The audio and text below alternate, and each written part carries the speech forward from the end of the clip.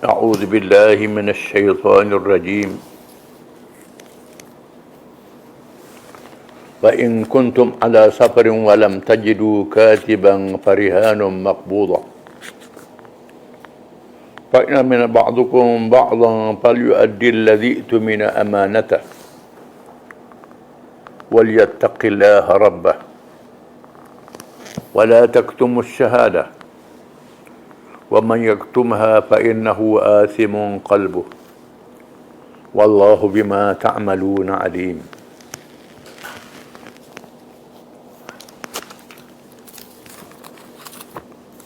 Maksudnya,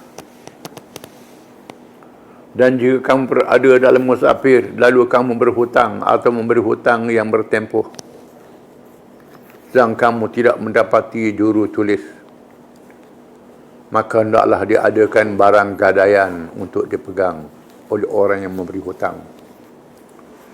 Kemudian kalau yang memberi hutang percaya kepada yang berhutang dengan tidak payah bersurat saksi dan barang gadaian, maka hendaklah orang yang berhutang yang dipercayakan itu menyempurnakan bayaran hutang yang diamanahkan kepadanya. Dan hendaklah ia bertakwa kepada Allah Tuhannya.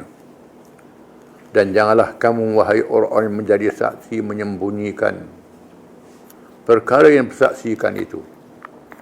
Maka sesiapa yang menyembunyikannya, maka sesungguhnya ia adalah orang yang berdosa hatinya. Dan ingatlah Allah sentiasa mengetahui akan apa yang kamu kerjakan.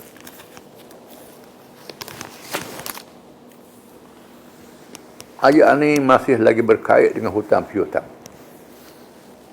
Ditambah hukum gadai. Bergadai. Dengan makna bila kita berhutang, kita beri benda kepada yang beri hutang itu sebagai gadaian. Ini ada hukum dalam Quran.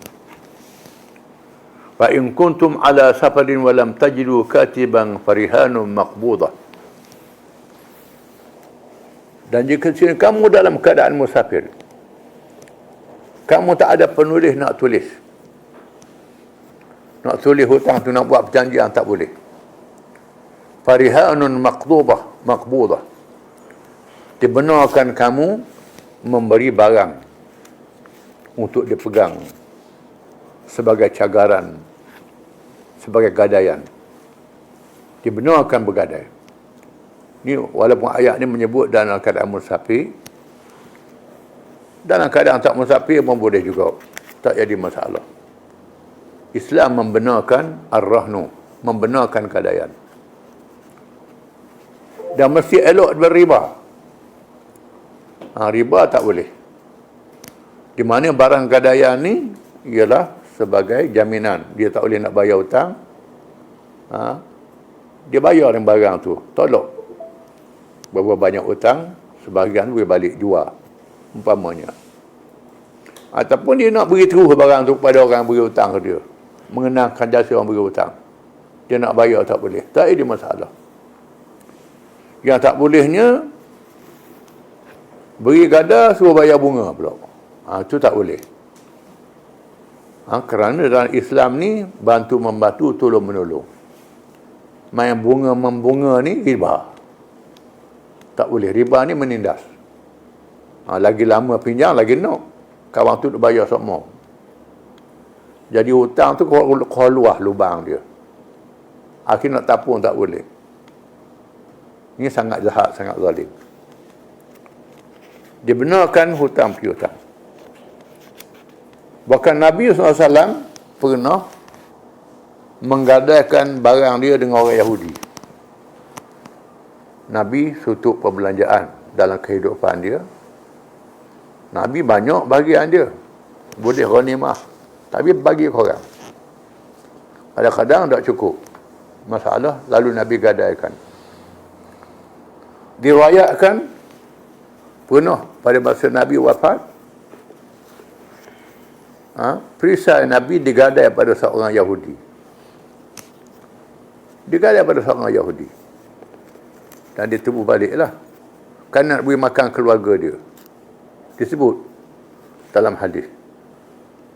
Siapa yang kata Ibnu Syaham, seorang Yahudi. Nabi pernah gadai. Menunjukkan gadai ni boleh termasuk orang kafir.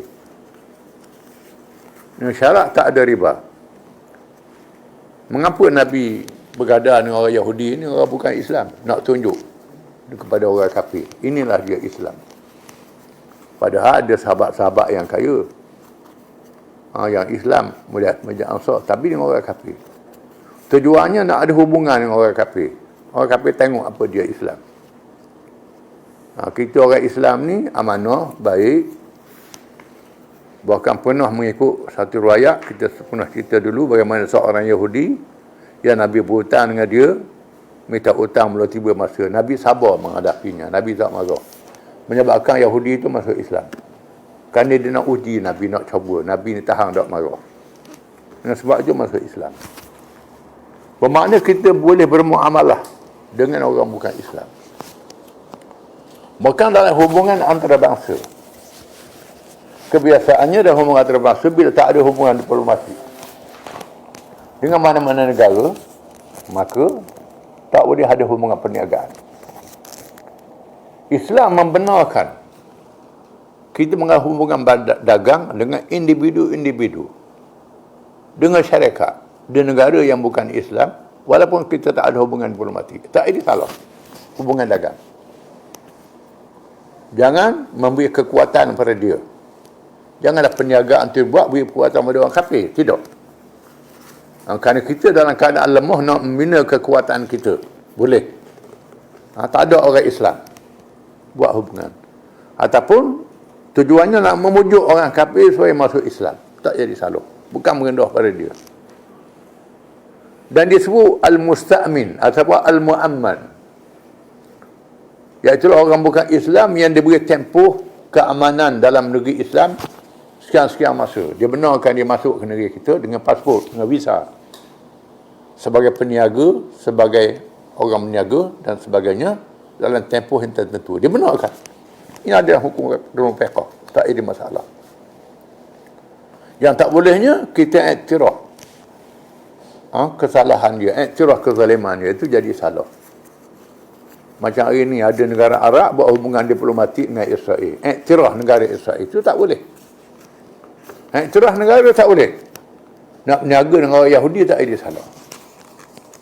Tak ada salah. Itu kena beza antara dua perkara. Antara hubungan dagang kerana nak kontak dengan orang. Nak berdiplomasi dengan orang. Nak memujuk dia kepada Islam dengan cara damai. Yang tak boleh kita iktiraf kezaliman dia. Iktiraf kezaliman tidak boleh sekali lagi.